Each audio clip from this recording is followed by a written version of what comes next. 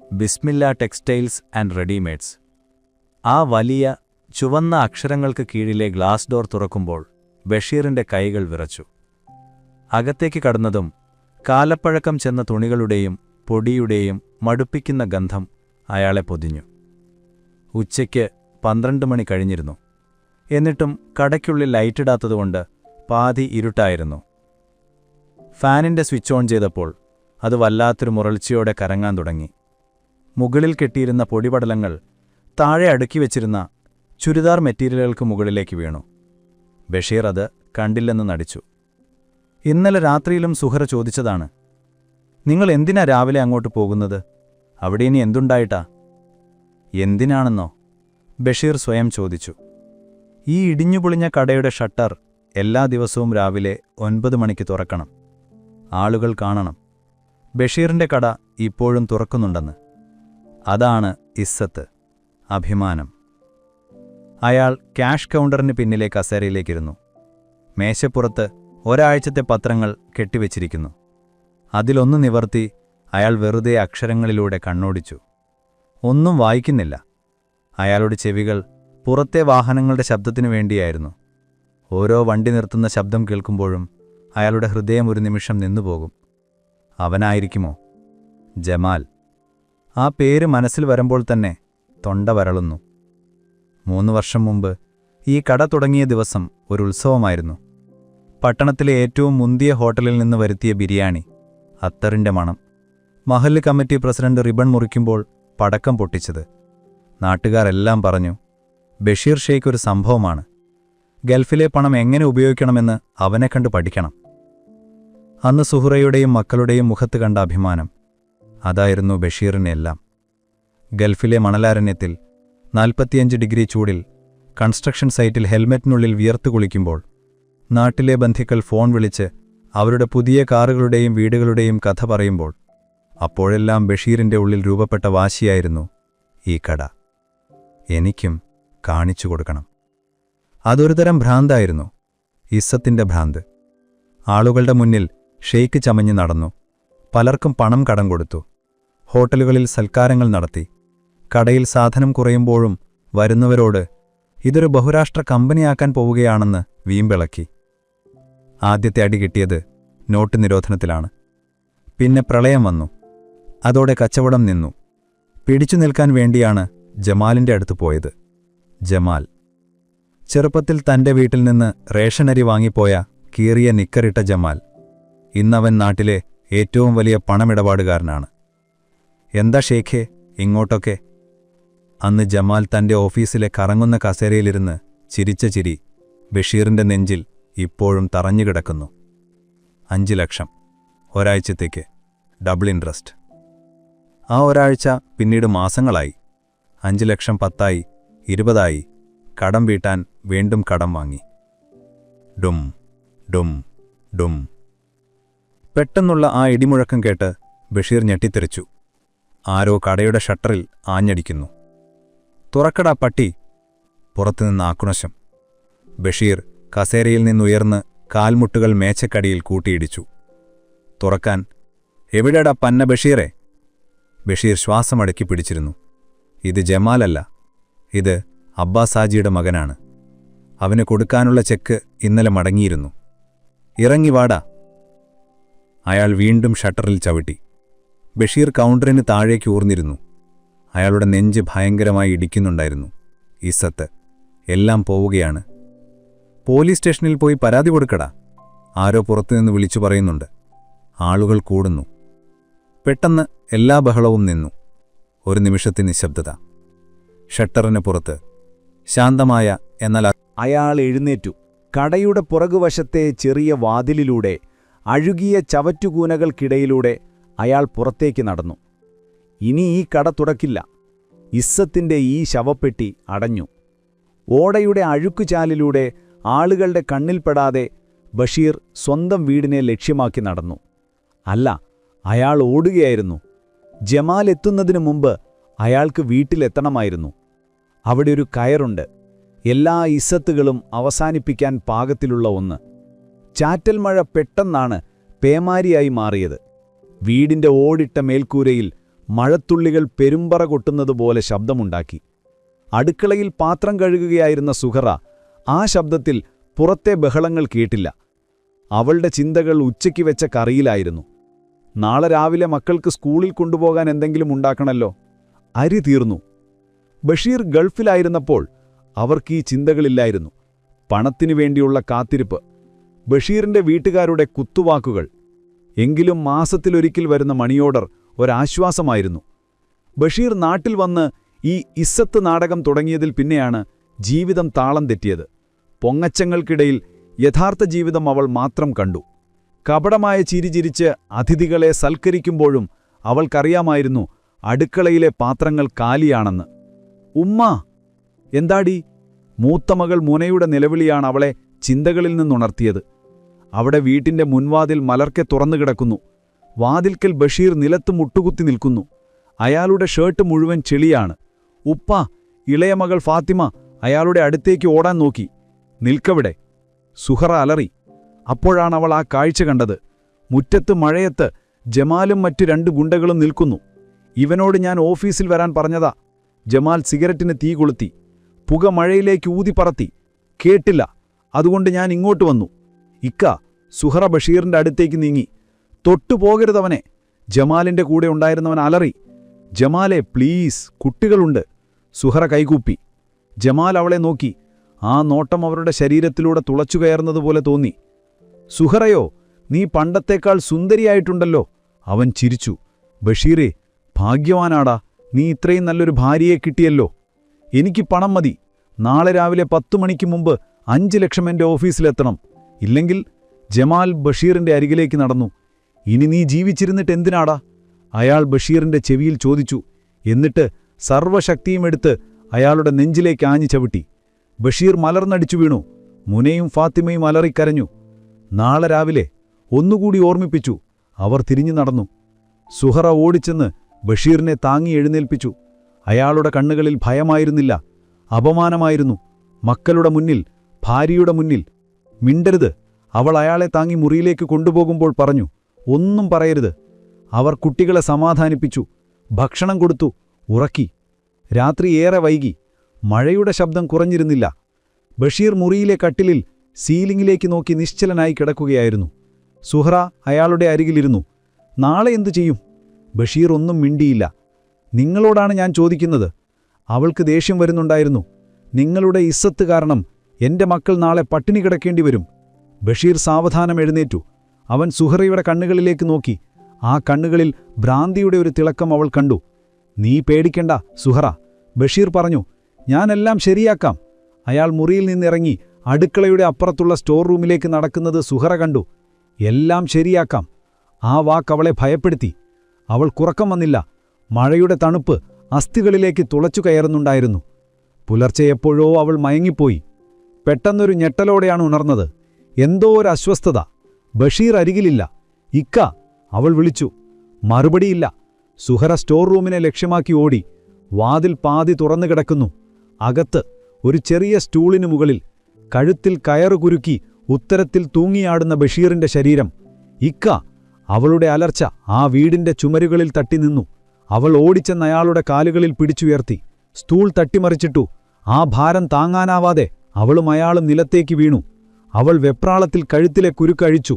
കണ്ണു തുറക്ക്, ഇങ്ങോട്ട് നോക്ക്! അവൾ അയാളുടെ കവിളിൽ ആഞ്ഞടിച്ചു. ബഷീറിന്റെ കണ്ണുകൾ പാതി തുറന്നിരുന്നു. ശ്വാസം, നേരിയതായി ശ്വാസം വരുന്നുണ്ട്. പക്ഷെ ശരീരം അനങ്ങുന്നില്ല. വീഴ്ചയിൽ എവിടെയോ അവൾ അയാളെ വലിച്ചിഴച്ചു മുറിയിലേക്ക് കൊണ്ടുപോകാൻ ശ്രമിക്കുമ്പോഴാണ് അത് സംഭവിച്ചത്. പുറത്ത് ഇടിവാളിനേക്കാൾ വലിയൊരു ശബ്ദം. ഭൂമി കുലുങ്ങുന്നതുപോലെ തോന്നി. വീടിന്റെ ഒരു ഭാഗം, അവർ നിന്നിരുന്ന സ്റ്റോർ റൂമിന്റെ മേൽക്കൂര, ഒരു ചെവി പൊട്ടിക്കുന്ന ശബ്ദത്തോടെ താഴേക്ക് പതിഞ്ഞു. അതേ രാത്രിയിൽ ഗ്രാമത്തിലെ മരഞ്ചെരുവിൽ വലിയൊരു ഉരുൾപൊട്ടൽ സംഭവിക്കുകയായിരുന്നു. നേരം വെളുക്കുമ്പോൾ സുഹറ കണ്ണു തുറന്നതൊരു ദുരന്തമുഖത്തേക്കാണ്. സ്റ്റോർ റൂം ഉണ്ടായിരുന്ന സ്ഥലത്ത് ഇപ്പോൾ ആകാശത്തെ കാണാം. വീടിന്റെ ഒരു ഭിത്തി പൂർണ്ണമായും തകർന്നയിക്കുന്നു. മഴയുടെയും ചെളിയുടെയും ഗന്ധം മുറിയിൽ നിറഞ്ഞു. അവളുടെ മക്കൾ മുനയും ഫാത്തിമയും ഭയന്നു വിറച്ചൊരു മൂലയിൽ കെട്ടിപ്പിടിച്ചിരിപ്പുണ്ട്. ബഷീർ, അയാൾ നിലത്ത് അതേ കിടപ്പാണ്. കണ്ണുകൾ തുറന്നിട്ടുണ്ട്, പക്ഷെ നിർജീവമായി. കഴുത്തിൽ കയർ മുറുകിയതിന്റെ കടും നീലനിറത്തിലുള്ള പാട് ഒരു പാമ്പിനെപ്പോലെ ചുറ്റിക്കിടക്കുന്നു. ഉപ്പ, മൂന കരഞ്ഞുകൊണ്ട് വിളിച്ചു. ബഷീർ പ്രതികരിച്ചില്ല. സുഹറയുടെ തലയ്ക്കുള്ളിൽ 1000 ചിന്തകൾ ഒരേ സമയം പുകഞ്ഞു. ബഷീർ ആത്മഹത്യയ്ക്ക് ശ്രമിച്ചു. അത് പരാജയപ്പെട്ടു. അയാൾ തളർന്നുപോയിരിക്കുന്നു. ഇപ്പോൾ പുറംലോകം അറിയും. ജമാൽ അറിയും. ഇസ്സത്ത് എന്നേക്കുമായി മണ്ണടിയടിഞ്ഞു. ഭീരുവിനെപ്പോലെ തൂങ്ങി മരിച്ചവന്റെ ഭാര്യ, അവന്റെ മക്കൾ, ആളുകൾ അവരെ കല്ലെറിയും. അപമാനം. ആ വാക്ക് അവളുടെ ചെവിയിൽ മുഴങ്ങി. ആരെങ്കിലും ഉണ്ടോ അകത്ത്? പുറത്തുനിന്ന് രക്ഷാപ്രവർത്തകരുടെ ശബ്ദം. സുഹറ ഞെട്ടി.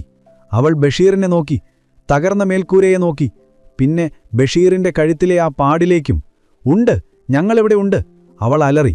2 രക്ഷാപ്രവർത്തകർ തകർന്ന വാതിലിലൂടെ അകത്തേക്ക് വന്നു.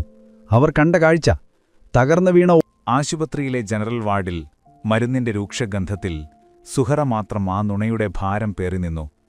ഡോക്ടർമാർ വിധി പറഞ്ഞു. വീഴ്ചയുടെ ആഘാതത്തിൽ കഴുത്തിലെ എല്ലിന് സാരമായ ക്ഷതമുണ്ട്. സ്പൈനൽ കോഡിന് ഡാമേജ് സംഭവിച്ചു. ശരീരം തളർന്നു. ഇനി ഒരിക്കലും എഴുന്നേറ്റ് നടക്കാൻ സാധ്യതയില്ല. ആരും ആത്മഹത്യാശ്രമം അറിഞ്ഞില്ല. കഴുത്തിലെ പാട് വീഴ്ചയിൽ സംഭവിച്ചതാണെന്ന് എല്ലാവരും വിശ്വസിച്ചു. ആശുപത്രിയിൽ നിന്ന് അവരെ ഡിസ്ചാർജ് ചെയ്തു. വീട് നഷ്ടപ്പെട്ട അവർക്ക് മഹല്ല് കമ്മിറ്റിക്കാർ ഒരു ചെറിയ വാടക വീട് ശരിയാക്കി കൊടുത്തു. ഹീറോ ബഷീറിനു വേണ്ടിയുള്ള സഹായ ഫണ്ട് പിരിവും തുടങ്ങി. ആ ചെറിയ വീട്ടിൽ തളർന്നുകിടക്കുന്ന ഭർത്താവിനും 2 പെൺമക്കൾക്കുമൊപ്പം സുഹറ ഒറ്റപ്പെട്ടു. ആദ്യത്തെ ഒരാഴ്ച സന്ദർശകരുടെ ബഹളമായിരുന്നു. മഹല്ല് പ്രസിഡന്റ്, നാട്ടുകാർ, ബന്ധുക്കൾ എല്ലാവരും ബഷീറിനെ പുകഴ്ത്തി, സുഹറയുടെ ത്യാഗത്തെ വാഴ്ത്തി. പിന്നീട് ആളുകൾ കുറഞ്ഞു. ബഷീറിന്റെ മരുന്നിനും മക്കളുടെ വിശപ്പ് മാറ്റാനും പണമില്ലാതായി.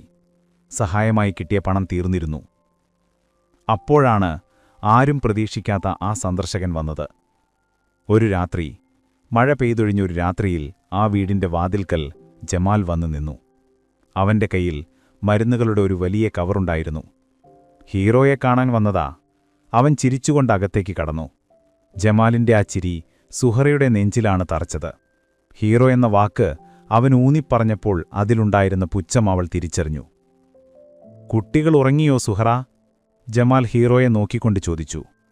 ബഷീർ കട്ടിലിൽ നിശ്ചലനായി കിടക്കുന്നു. കണ്ണുകൾ തുറന്നിട്ടുണ്ട്, പക്ഷേ അതിൽ ജീവനില്ല. മുറിയിലെ മങ്ങിയ വെളിച്ചത്തിൽ ആ മുഖം ഒരു ശില്പം പോലെ തോന്നി.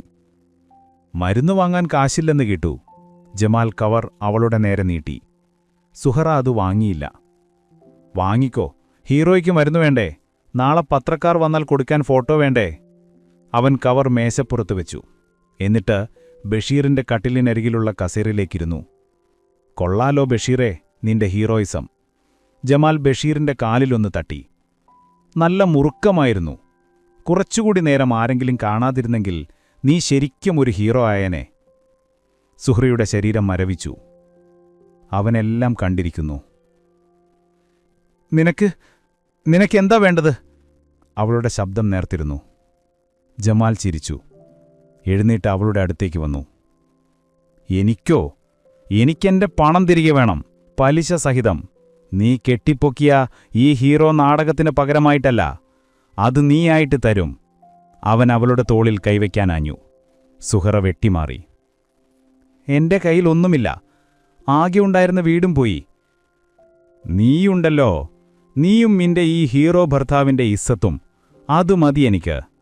അവൻ വാതിലിനടുത്തേക്ക് നടന്നു. മരുന്ന് കൊടുക്ക്, ഹീറോ ചത്തുപോയാൽ നമ്മുടെ കളി തീരില്ലേ? ഞാൻ നാളെ വരാം, പണം വാങ്ങാനല്ല, എന്റെ പലിശ വാങ്ങാൻ. ജമാൽ ഇരുട്ടിലേക്ക് മറഞ്ഞു. സുഹറ വാതിലടച്ചു. കുറേ നേരം അതിൽ ചാരി നിന്നു. കാലുകൾക്ക് ബലമില്ലായിരുന്നു. അവൾ തിരികെ ബഷീറിന്റെ അരികിൽ വന്നു. അയാളുടെ കണ്ണുകൾ അപ്പോഴും തുറന്നു തന്നെ കിടക്കുകയാണ്. എല്ലാം മറിഞ്ഞുകൊണ്ടായിരുന്നു അല്ലേ അവന്റെ വരവ്? അവൾ പിറുപിറുത്തു. അവൾ അയാളുടെ അഴുക്കുപുരണ്ട വസ്ത്രങ്ങൾ മാറ്റാൻ തുടങ്ങി. വെറുപ്പോടെ, ദേഷ്യത്തോടെ. നിങ്ങൾ കാരണമാണ്, നിങ്ങളുടെ ആ പൊട്ട ഇസ്സത്ത് കാരണം. എന്തിനായിരുന്നു നിങ്ങൾക്ക് ഈ നാടകം? ഇപ്പോഴെല്ലാവരുടെയും മുന്നിൽ ഞാനും മക്കളും, നാളെ അവനും വരും. അവൾ അയാളുടെ ശരീരം ഒരു തുണി കൊണ്ട് തുടയ്ക്കുമ്പോൾ അവളുടെ കണ്ണുനീർ അയാളുടെ നെഞ്ചിലേക്ക് വീണു. നിങ്ങൾക്കെങ്കിലും മര്യാദയ്ക്ക് ചത്താമായിരുന്നില്ലേ? എന്തിനാണ് എന്നെക്കൂടി ഈ നരകത്തിലേക്ക് തള്ളിയിട്ടത്? അവൾ അലറി. പക്ഷെ ആ മുറിയിൽ ആരും അത് കേട്ടില്ല. അന്ന് രാത്രി ആദ്യമായി സുഹറ ആ കട്ടിലിനരികിലിരുന്നു. അനക്കമില്ലാതെ കിടക്കുന്ന ജീവച്ഛവമായ ഭർത്താവിനെ നോക്കി. ഇനി മുതൽ ഇതൊരു കല്ലാണ്, ക്ഷമയുടെ കല്ല്, എന്റെ എല്ലാ രഹസ്യങ്ങളും കേൾക്കാൻ വിധിക്കപ്പെട്ട കല്ല്. അവൾ അയാളുടെ നെഞ്ചിലേക്ക് മുഖമമർത്തി. എനിക്ക് പേടിയാകുന്നു ഇക്ക. ആ വിളി കേട്ടിട്ടെന്നോണം ബഷീറിന്റെ കണ്ണുകളൊന്ന് ചിമ്മിയതായി അവൾക്ക് തോന്നി. പക്ഷേ അത് വെളിച്ചത്തിന്റെ ഒരു കബളിപ്പിക്കൽ മാത്രമായിരുന്നു. അടുത്ത 3 ദിവസങ്ങൾ നരകമായിരുന്നു. ജമാൽ കൊണ്ടുവന്ന മരുന്ന് തീർന്നിരുന്നു. മഹല്ല് കമ്മിറ്റി പിരിച്ച പണവും തീർന്നിരുന്നു. അടുക്കളയിൽ അരിയില്ലാതായിട്ട് 2 ദിവസമായി. കുട്ടികൾ കട്ടൻ ചായ മാത്രം കുടിച്ച സ്കൂളിൽ പോയി. ഉമ്മ, വിശക്കുന്നു. ഇളയവൾ ഫാത്തിമ വൈകുന്നേരം വന്നപ്പോൾ കെട്ടിപ്പിടിച്ചു കരഞ്ഞു. സുഹറയ്ക്ക് ഉത്തരം മുട്ടി. അവൾ മൂത്ത മകൾ മുനയെ നോക്കി. അവളുടെ കണ്ണുകളിൽ വിശപ്പിനേക്കാൾ വലിയ മറ്റെന്തോ ഭാവമായിരുന്നു, ഒരു തരം നിശബ്ദമായ കുറ്റപ്പെടുത്തൽ. നിങ്ങളിവിടെ ഇരിക്കൂ, ഉമ്മിപ്പോ വരാം, സുഹറ കറഞ്ഞു. അവൾക്ക് പോകാൻ ഒരിടമേ ഉണ്ടായിരുന്നുള്ളൂ. ഇരുട്ട് വീണു തുടങ്ങിയിരുന്നു. ജമാലിന്റെ ഓഫീസ് ടൗണിലെ പഴയൊരു കെട്ടിടത്തിന്റെ മുകളിലായിരുന്നു. പടികൾ കയറുമ്പോൾ അവളുടെ കാലുകൾ നിലത്തുറയ്ക്കുന്നുണ്ടായിരുന്നില്ല. ഓഫീസിന്റെ വാതിൽ തുറന്നു കിടക്കുകയായിരുന്നു. അകത്ത് ജമാൽ മാത്രം. മേശപ്പുറത്തൊരു മദ്യകുപ്പി. ഞാൻ പ്രതീക്ഷിച്ചു. അവൻ ഗ്ലാസിലേക്ക് മദ്യമൊഴിച്ചു. ഹീറോയുടെ ഭാര്യ ഇത്ര പെട്ടെന്ന് വരുമെന്ന് കരുതിയില്ല. എനിക്ക് പണം വേണം, മക്കൾ പട്ടിണിയാണ്. സുഹറ ഭിത്തിയിൽ ചാരി നിന്നു. പണമോ? അതെന്തിനാ? നിനക്കെന്നോട് സ്നേഹം കൊണ്ടുവന്നതല്ലേ? അവൻ അശ്ലീലമായി ചിരിച്ചു. ജമാലേ, പ്ലീസ്, എന്റെ കുട്ടികൾ. മിണ്ടരുത്, അവൻ അലറി. നീ ആരാണെന്നാ നിന്റെ വിചാരം? എന്റെ കയ്യിൽ നിന്ന് പണം വാങ്ങി നാട്ടുകാരുടെ മുന്നിൽ ഹീറോയുടെ ഭാര്യയായി ജീവിക്കാമെന്നാ? അവൻ എഴുന്നിട്ട് അവളുടെ അടുത്തേക്ക് വന്നു. നീ ഇവിടെ വന്നിരിക്കുന്നത് ഭിക്ഷയാചിക്കാനാണ്. ഒരു ഭിക്ഷക്കാരിക്ക് ഞാനൊരു വിലയിടാം. അത് തരാൻ നീ തയ്യാറാണെങ്കിൽ നിന്റെ മക്കൾ നാളെ ബിരിയാണി കഴിക്കും. അവളുടെ കണ്ണുകൾ നിറഞ്ഞു. എന്നെ വെറുതെ വിടണം. വെറുതെ വിടാനോ? അവൻ അവളുടെ മുടിയിൽ കുത്തിപ്പിടിച്ചു. നിന്റെ ഭർത്താവ് എന്നെ അപമാനിച്ചതിനാ, എന്റെ പണം മുഴുവൻ നശിപ്പിച്ചതിനാ. നീ അവന്റെ ഭാര്യയല്ലേ? നീ തരണം, എനിക്കുള്ള പലിശ. അവൻ മുറിയിലെ മൂലയിലേക്ക് തള്ളി. വെളിച്ചമണച്ചു. പുറത്ത് മഴ പെയ്യാൻ തുടങ്ങിയിരുന്നു. 1 മണിക്കൂർ കഴിഞ്ഞപ്പോൾ സുഹറ ആ ഓഫീസിന്റെ പടികളിറങ്ങുമ്പോൾ അവളുടെ കൈകളിൽ നോട്ടിന്റെ ഒരു കെട്ടുണ്ടായിരുന്നു. ദേഹമാസാകെ കടിച്ചു വലിക്കുന്ന വേദനയേക്കാൾ അവളുടെ മനസ്സ് മരവിച്ചിരുന്നു. വീട്ടിലെത്തിയപ്പോൾ മക്കൾ ഉറങ്ങിയിരുന്നു. അവൾ നേരെ ബഷീറിന്റെ മുറിയിലേക്കാണ് പോയത്. കട്ടിലിൽ അവൻ അപ്പോഴും കണ്ണും തുറന്നു കിടക്കുന്നു. എല്ലാ ദിവസവും സുഹറ ബഷീറിനോട് സംസാരിച്ചുകൊണ്ടിരുന്നു. അതൊരു ശീലമായി മാറിയിരുന്നു. അയാളുടെ ശരീരം വൃത്തിയാക്കുമ്പോൾ അവൾ പറയും, നിങ്ങളുടെ മകൾ ഫാത്തിമ അവനെ അങ്കിൾ എന്ന് വിളിക്കാൻ തുടങ്ങി. നിങ്ങളുടെ മടിയിലിരിക്കുന്നതിനേക്കാൾ ഇഷ്ടം അവൾക്കിപ്പോൾ അവന്റെ മടിയിലിരിക്കാനാണ്. എനിക്ക് അറപ്പ് തോന്നുന്നു. അയാൾക്ക് കഞ്ഞി കോരി കൊടുക്കുമ്പോൾ അവൾ പുച്ഛത്തോടെ ചിരിക്കും. നാളെ പള്ളിയിൽ നിങ്ങളുടെ പേര് പറഞ്ഞ് പ്രാർത്ഥനയുണ്ട്. ഉരുൾപൊട്ടലിൽ നിന്ന് കുടുംബത്തെ രക്ഷിച്ച് ധീരനായ ബഷീറിനു വേണ്ടി. ആത്മഹത്യ ചെയ്യാൻ പോയ നിങ്ങളാണോ ഹീറോ? ഈ നാടകം കാണുമ്പോൾ എനിക്ക് ഛർദ്ദിക്കാൻ വരുന്നു. ആ ജമാൽ ഇന്നലെയും വന്നിരുന്നു. നിങ്ങളുടെ മാനം കാക്കാൻ ഞാൻ സഹിക്കുന്ന വേദന നിങ്ങളത് അറിയുന്നുണ്ടോ? ഇല്ല, നിങ്ങൾക്കറിയില്ല. നിങ്ങൾക്കൊരു കല്ലാണ്, ഒന്നും കേൾക്കാത്ത, ഒന്നും അറിയാത്ത ഒരു കല്ല്. സുഹറയുടെ സംസാരം ബഷീർ കേൾക്കുന്നുണ്ടായിരുന്നില്ല. അല്ലെങ്കിൽ അവൾ അങ്ങനെ വിശ്വസിച്ചു. അയാളുടെ നിർവികാരമായ കണ്ണുകൾ സീലിംഗിലേക്ക് തന്നെ നോക്കിയിരുന്നു. മുനയുടെ നിശബ്ദത സുഹറയെ ഭയപ്പെടുത്തി തുടങ്ങി. അവൾ അമ്മയെ ശ്രദ്ധിച്ചുകൊണ്ടിരുന്നു. ജമാൽ വരുമ്പോൾ അമ്മയുടെ മുഖത്തുണ്ടാവുന്ന മാറ്റങ്ങൾ, അവൻ പോകുമ്പോൾ വാതിലടച്ച അമ്മ കരയുന്നത്. ഒരു ദിവസം മുന അടുക്കളയിൽ സുഹറയുടെ അരികിൽ വന്നു. ഉമ്മ, അവൾ പതിഞ്ഞ സ്വരത്തിൽ ചോദിച്ചു, നമുക്കെന്തിനാ ജമാൽ അങ്കിളിന്റെ പൈസ? ഉപ്പാന്റെ കൂട്ടുകാരനാണോ അങ്കിൾ? സുഹറയുടെ കയ്യിൽ നിന്ന് പാത്രം നിലത്ത് വീണു. അവൾ എന്തു മറുപടി പറയണമെന്നറിയാതെ നിന്നു. മഹല്ല് കമ്മിറ്റി വാടകയ്ക്കെടുത്തു തന്ന ആ വീടിന്റെ തൊട്ടടുത്തായിരുന്നു റുക്കിയാത്തയുടെ വീട്. എല്ലാ ദിവസവും വൈകുന്നേരം റുക്കിയാത്ത അവരുടെ കോലായിൽ നാട്ടുവർത്തമാനങ്ങൾ കേൾക്കാനിരിക്കും. അവരുടെ കണ്ണുകൾ എപ്പോഴും സുഹറയുടെ വീടിന്റെ മുറ്റത്തായിരുന്നു. ജമാലിന്റെ ബൈക്ക് ആ മുറ്റത്ത് സ്ഥിരമായി പാർക്ക് ചെയ്യാൻ തുടങ്ങിയത് റുക്കിയാത്തയാണ് ആദ്യം ശ്രദ്ധിച്ചത്.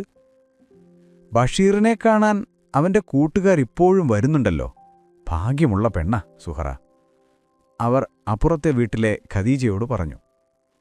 എന്നാൽ ആ സന്ദർശനം രാത്രി വൈകുവോളം നീളുന്നതും ചിലപ്പോൾ പട്ടാപകൽ പോലും മണിക്കൂറുകളോളം നീളുന്നതും റുക്കിയാത്തയിൽ സംശയമുണ്ടാക്കി. കൂട്ടുകാരൻ ഇങ്ങനെയുമുണ്ടോ? ബഷീർ കിടപ്പിലായിട്ട് മാസങ്ങളല്ലേ ആയുള്ളൂ. അപ്പോഴേക്കും അവർ വാക്കുകൾ പാതിയിൽ നിർത്തി. നാട്ടിൽ അപവാദങ്ങൾ കാട്ടുതീ പോലെ പടരാൻ തുടങ്ങി. ഹീറോ ബഷീറിനെ നോക്കാൻ ഭാര്യ സുഹറയ്ക്കിപ്പോൾ ജമാലാണ് തുണ. ആ തുണ രാത്രിയും പകലുമില്ലാതെയാണ്. സുഹറ അങ്ങാടിയിൽ പോകുമ്പോൾ ആളുകൾ അവളെ തുറിച്ചു നോക്കാൻ തുടങ്ങി. ചിലർ അടക്കം പറഞ്ഞു ചിരിച്ചു. അവളതൊന്നും ശ്രദ്ധിക്കാത്ത ഭാവത്തിൽ നടന്നു. ഒരു ദിവസം മഹല്ല് കമ്മിറ്റി പ്രസിഡന്റ് അബ്ദുള്ള ഹാജി അവളെ കാണാൻ വന്നു. സുഹറമോളെ, അയാൾ ഗൗരവത്തിൽ പറഞ്ഞു, നാട്ടുകാർ പലതും പറയുന്നുണ്ട്. ബഷീർ നമ്മുടെ അഭിമാനമാണ്. ആ കുടുംബത്തെക്കുറിച്ച് മോശമായി എന്തെങ്കിലും കേൾക്കുന്നത് കമ്മിറ്റിക്ക് സഹിക്കാൻ പറ്റില്ല. സുഹറയുടെ മുഖം വിളറി. എന്താ ഹാജിയാരെ? ആ ജമാൽ, അവൻ എന്തിനാ ഇവിടെ എപ്പോഴും വരുന്നത്? നാട്ടുകാർക്ക് സംശയം തോന്നാത്ത രീതിയിൽ വേണം പെരുമാറാൻ. ബഷീറിനെപ്പോലെ ഒരു ഹീറോയുടെ ഭാര്യയാണ് നീ. ആ പേര് നീയായിട്ട് കളയരുത്. അബ്ദുള്ള ഹാജി പോയപ്പോൾ സുഹറ തകർന്നുപോയി.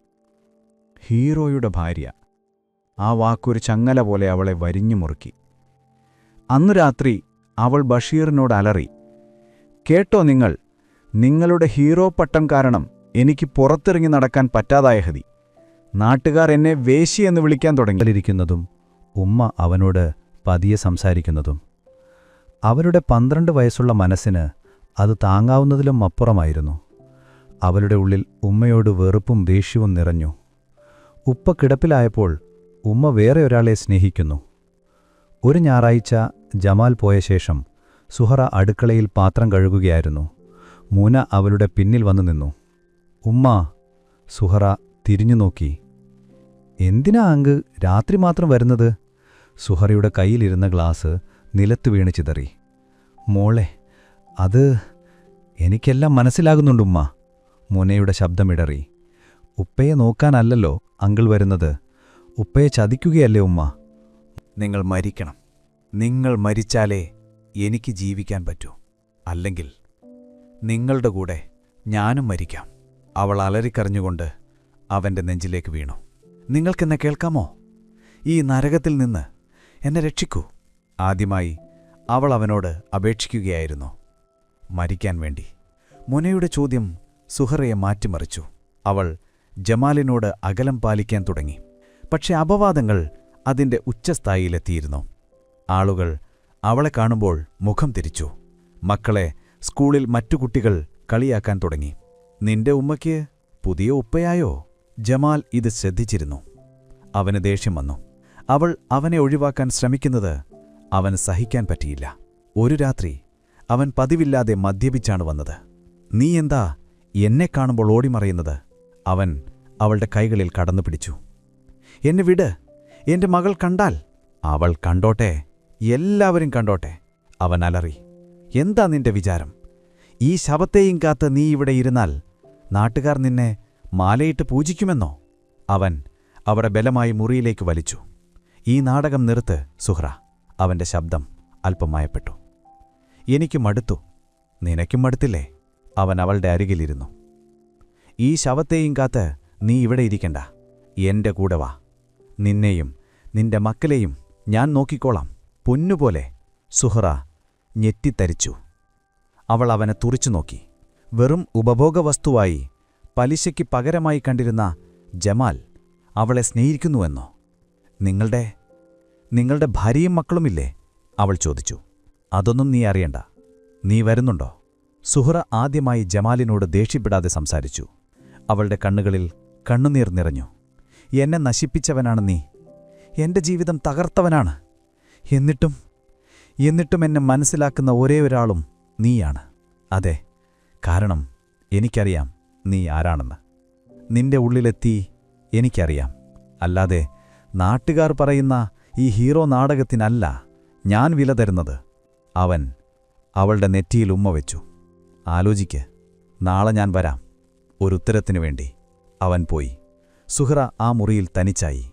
ഒരു വശത്ത് തന്നെ സ്നേഹിക്കുന്ന, തന്നെ മനസ്സിലാക്കുന്ന ഒരു നരാധമൻ, മറുവശത്ത് താൻ കെട്ടിപ്പൊക്കിയ ഹീറോ എന്ന നുണയുടെ ഭാരം പേറി ജീവച്ഛവമായി കിടക്കുന്ന ഭർത്താവ്. അന്ന് രാത്രി സുഹ്റയ്ക്ക് ഉറങ്ങാൻ കഴിഞ്ഞില്ല. ജമാലിന്റെ വാക്കുകൾ അവളുടെ ചെവിയിൽ മുഴങ്ങിക്കൊണ്ടേയിരുന്നു. എന്റെ കൂടെ വാ, ഒരു രക്ഷപ്പെടാനുള്ള വാതിൽ. പക്ഷേ ആ വാതിൽ തുറക്കുന്നത് മറ്റൊരു നരകത്തിലേക്കാണോ? അവൾ മാനസികമായി തകർന്നിരുന്നു. എന്ത് തീരുമാനമെടുക്കണമെന്നറിയാതെ അവൾ പതിവുപോലെ ബഷീറിന്റെ അരികിലേക്ക് ചെന്നു. ക്ഷമയുടെ കല്ലിനോട് അവസാനമായി ഒന്ന് സംസാരിക്കാൻ മുറിയിൽ മങ്ങിയ വെളിച്ചം മാത്രം. അവൾ അവന്റെ കട്ടിലിനരികെ തറയിലിരുന്നു. നിങ്ങൾ കേൾക്കുന്നുണ്ടോ? അവൾ പതിഞ്ഞ തകർന്ന സ്വരത്തിൽ തുടങ്ങി. ആ ജമാൽ, അവൻ എന്നെ സ്നേഹിക്കുന്നുവെന്ന് പറഞ്ഞു. എന്നെയും മക്കളെയും കൊണ്ടുപോകാമെന്ന് പറഞ്ഞു. അവളൊന്ന് നിർത്തി. എനിക്കെന്ത് ചെയ്യണമെന്നറിയില്ല. ഈ നരകത്തിൽ എനിക്ക് മടുത്തു. നിങ്ങളുടെ ഹീറോ എന്ന നുണ കാത്തുസൂക്ഷിച്ച് എനിക്ക് മടുത്തു. എന്റെ മകൾ എന്നെ വെറുക്കുന്നു. അവൾ പൊട്ടിക്കരഞ്ഞു. എന്നെ നശിപ്പിക്കുന്ന ആ മനുഷ്യനോട് എനിക്കിപ്പോൾ വെറുപ്പല്ല. സത്യം പറഞ്ഞാൽ നിങ്ങളോട് പോലും തോന്നാത്ത ഒരടുപ്പം എനിക്കയാളോട് തോന്നുന്നുണ്ട്. അവളുടെ ശബ്ദം ഒരു രഹസ്യം പറയുന്നതുപോലെ നേർത്തു. കാരണം അയാൾക്കറിയാം ഞാൻ ആരാണെന്ന്. ഞാനൊരു പിഴച്ചവളാണെന്ന് അയാൾക്കറിയാം. അല്ലാതെ നിങ്ങളുടെ ഈ കള്ള ഹീറോ നാടകത്തിനല്ല അയാൾ വില തരുന്നത്. അവൾ മുഖം പൊത്തി. ആ വാചകം പൂർത്തിയാക്കിയപ്പോൾ തൻ്റെ ഉള്ളിലെ അവസാനത്തെ സത്യവും അവൾ ആ കല്ലിനോട് പറഞ്ഞു കഴിഞ്ഞിരുന്നു. പെട്ടെന്ന് ഒരു നിശബ്ദത, എന്തോ ഒരസ്വാഭാവികത.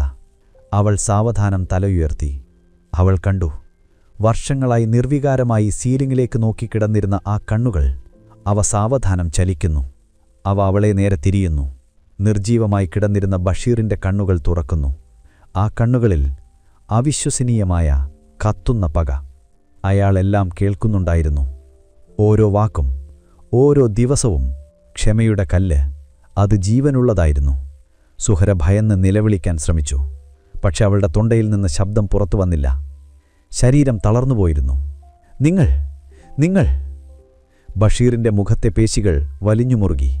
അയാളുടെ ചുണ്ടുകൾ വിറച്ചു. വർഷങ്ങളായി നിശ്ചലമായിരുന്ന ആ ശരീരം അവിശ്വസനീയമായൊരു ശക്തിയോടെ ചലിച്ചു. കള്ളി! ഒരു ഞരക്കം പോലെയുള്ള ശബ്ദം അവന്റെ തൊണ്ടയിൽ നിന്ന് പുറത്തുവന്നു. അയാളുടെ വലത് കൈ, മരവിച്ചു കിടന്നിരുന്ന ആ കൈ, സാവധാനമുയർന്നു. അത് സുഹ്റയുടെ കഴുത്തിനെ ലക്ഷ്യമാക്കി നീങ്ങി. സുഹ്റ പിന്നോട്ട് നിരങ്ങാൻ ശ്രമിച്ചു. പക്ഷെ അതിനു മുമ്പേ ആ കൈ അവളുടെ കഴുത്തിൽ വീണിരുന്നു. അയാളുടെ തള്ളവിരൽ അയാളുടെ ശ്വാസനാളത്തിൽ അമർന്നു. നിങ്ങൾ എന്നെ വിട്, ഞാൻ ശ്വാസത്തിന് പിടയ്ക്കുന്നു. എന്റെ ഇസ്സത്ത് നീ നശിപ്പിച്ചു. ബഷീർ പല്ലിരുമ്മി. അയാളുടെ കണ്ണുകൾ പുറത്തേക്ക് തള്ളി. അയാളുടെ എല്ലാ ജീവശക്തിയും ആ കൈകളിലേക്ക് ആവാഹിക്കുകയായിരുന്നു. സുഹ്റയുടെ കണ്ണുകൾ ഇരുണ്ടു തുടങ്ങി. മരണം മുന്നിൽ. ഈ മനുഷ്യൻ, ഇയാളെ രക്ഷിക്കാനാണ്, ഇയാളുടെ മാനം കാക്കാനാണ് താൻ ഇത്രയും നാൾ ഈ നരകം സഹിച്ചത്. എന്നിട്ടിപ്പോൾ അവളുടെ ഉള്ളിൽ അടക്കി വച്ചിരുന്ന എല്ലാ ദേഷ്യവും, എല്ലാ വെറുപ്പും ഒറ്റ നിമിഷം കൊണ്ട് പുറത്തുവന്നു. അവൾ കൈകൾ വീശി. അവളുടെ കൈയരികിൽ മരുന്നുകൾ മുറിക്കാൻ വച്ചിരുന്ന ചെറിയ തുരുമ്പിച്ച കത്തിയിൽ തട്ടി. അവളത് മുറുകെ പിടിച്ചു. ജീവിതത്തിനും മരണത്തിനുമിടയിൽ സ്വയം രക്ഷിക്കാൻ അവൾ ആ കത്തിയെടുത്ത് സർവശക്തിയുമെടുത്ത് അവളുടെ കഴുത്തിൽ അമർന്നിരുന്ന കൈകളുടെ ഉടമയുടെ നെഞ്ചിലേക്ക് ആഞ്ഞുകുത്തി. ഒന്നല്ല, പലതവണ. ബഷീറിന്റെ കൈകൾ അയഞ്ഞു. അയാളുടെ കണ്ണുകൾ അത്ഭുതത്തോടെ അവളെ നോക്കി. അയാളുടെ കണ്ണുകളിലെ പക പതിയെ കെട്ടു. അവൻ സാവധാനം കട്ടിലിലേക്ക് മലർന്നു വീണു. അവളുടെ എല്ലാ രഹസ്യങ്ങളും കേട്ട ക്ഷമയുടെ കല്ല് തകർന്നിരിക്കുന്നു. അവൾ കെട്ടിപ്പൊക്കിയ ഹീറോ എന്ന കള്ളവും അതോടെ ഇല്ലാതായി. സുഹ്റ ശ്വാസം ആഞ്ഞു വലിച്ചു. അവളുടെ കഴുത്തിൽ അവന്റെ വിരൽപ്പാടുകൾ ചുമന്നു. അവൾ കൈയിലെ രക്തം പുരണ്ട കത്തിയിലേക്ക് നോക്കി. പിന്നെ നിശ്ചലനായ ബഷീറിനെയും. മുറിയിൽ സമ്പൂർണ്ണ നിശബ്ദത. അവൾ ആ മുറിയിൽ തനിച്ചായി. ജമാൽ ഇനി വരില്ല. മഹല്ല് കമ്മിറ്റിക്കാർ ഇനി സഹായവുമായി വരില്ല. ഹീറോ മരിച്ചു. എല്ലാ അപമാനങ്ങളിൽ നിന്നും, പീഡനങ്ങളിൽ നിന്നും, നുണകളിൽ നിന്നും അവൾ മോചിതയായിരിക്കുന്നു. സുഹ്റ സാവധാനം എഴുന്നേറ്റു. അവൾ വാതിൽ തുറന്ന് പുറത്തേക്ക് നടന്നു. ഇരുണ്ട ആകാശത്ത് ഒരു നക്ഷത്രം മാത്രം തിളങ്ങിക്കൊണ്ടിരുന്നു. അവൾ ആകാശത്തേക്ക് നോക്കി. ഒരു തുള്ളി കണ്ണുനീർ അവളുടെ കവിളിലൂടെ ഒലിച്ചിറങ്ങി. അത് ദുഃഖത്തിൻ്റേതായിരുന്നില്ല, അത് മോചനത്തിൻ്റേതായിരുന്നു.